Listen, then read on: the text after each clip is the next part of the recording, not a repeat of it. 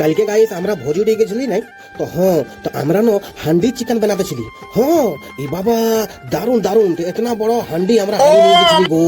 দেখো বন্ধুরা, এখন মাছের পাড়া আমি মাংস গুলাকে পুরো ফ্রাই করে নিয়েছি, হেভি হেভি রাঁধবো। তো আজ অন্য রকমের মাংসটা আমি বানাবো। তো দেখো মাংসটা এখন আমি ফ্রাই করে বার করা আছি। তো দেখো ভিডিওটা দেখো। তো দেখো বন্ধুরা, আমার যত বন্ধুরা ছিল, যত ছেলা ছিল আমাদের কোয়ার্টারে, সব চলে গেছে। তুম লোক যাও, हम पीछे से आते हैं। তো আমি দেখো আমরা এখন 11টা বাজে গেছি, এখন আমি আর বান্টি ভাই যাচ্ছি, বাকি সব ছেলা চলে গেছে আগায়।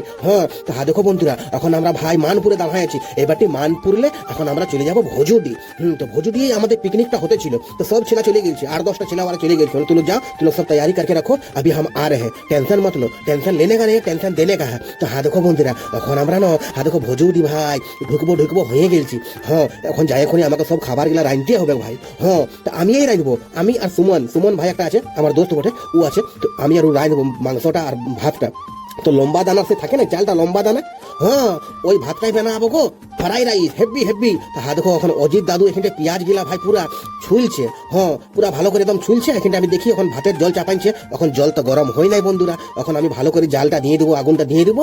এইবারটি দেখো আমি অজিত দাদুর সঙ্গে আমি ভালো করে থাপসা কাজে বসে পুরো আমাদের গল্প সল্প হচ্ছে। আমি কি আছে মিনিও, বলছি কিচ্ছু নাই, বলছি ভাত আর মাংস, আর সালাদ আর পাপড়। আমি ঠিক আছে হয়ে যাবে, টেনশন লিও না, 2 ঘন্টায় হয়ে যাবে। আমি বলি না, চান করে লি ভাই, থোড়া স্নান कर लेते अच्छा रहेगा। তো দেখো এখন নদীতে আমি নামবো, আর এখানটা ভাই আমি স্নান করবো, চান করবো। আর পুরা জলটা ঠান্ডা, সবাই সিনাই নিয়েছে, খালি আমিই বাকি আছি। আমি দেখো এখন আমি ভালো করে ভাই চান করে নিবো। আর দমে জলটা ঠান্ডা, দমে ঠান্ডা, কন।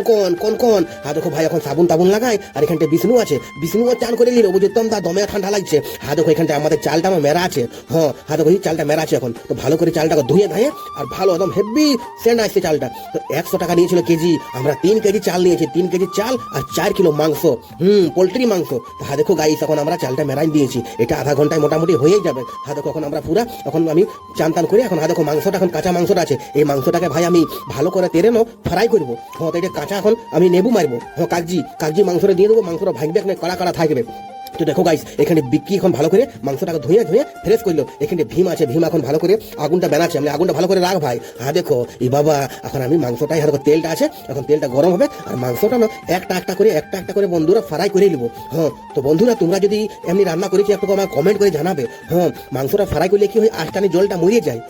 ওর আষ্টানি পনটা থাকে নাই, আর আষ্টানি যদি মরে যাবে তাহলে তো মাংস ভালো লাগবে। তা দেখো বন্ধুরা এখন আমি তেলটা পুরো ফ্রাই করে উঠাই নিয়েছি। সে মাছ রান্না করে নেই, মাছ রান্না একদম অমনি সেম টু সেম একদম বিহা ঘরের পাড়া, শাদি ঘরের পাড়া। দেখো বন্ধুরা এখন আমি কত সুন্দর ভাই মাংস গেলাকে ফ্রাই করে উঠাই নিলি। আর সুমন ভাই আছে, সুমন। আর এখানটা দেখো এখন কত সুন্দর হালকা তেলটা গরম হচ্ছে, হালকা মাংসটা ফ্রাই করছি আমি। দেখো এখন আমাদের হান্ডি চাপিয়ে গেছে, এটাই হবে মাংসটা। আর এত সুন্দর লাগবে না যে কি বলবো, জিরা, হলুদ, রসুন, তোমার মিট মশলা, গরম মশলা সব কিছু দিয়ে একদম তেজপাত সব কিছু দিয়ে একদম ভালো করে রান্নাটা করে নেবো বন্ধুরা। দেখো এখন আমরা খাতে বসেছি, আমি আর সুমন, আর সবাই খাইয়ে নিয়েছে। এবারটি আমরা চলে যাবো ঘর দিকে, আমাদের অনেক লেট হয়ে গেল, আমাদের বাজে গেছিল 5টা। অজিত দাদু বলছে লাতি বলছে আমিও যাবো, আমাকে নিয়ে চলে চলো। আর ওরা বলছে আমি সব ধোয়াধুয়ি করবো, থালা বাটি গেলাম তবে যাবো। এখানে রাস্তায় আমরা গুড় তৈরি নিলি, এবারটি আমরা ঘর দিকে যাচ্ছি বন্ধুরা। তা আসছে ভিডিওটা কেমন লাগলে একটু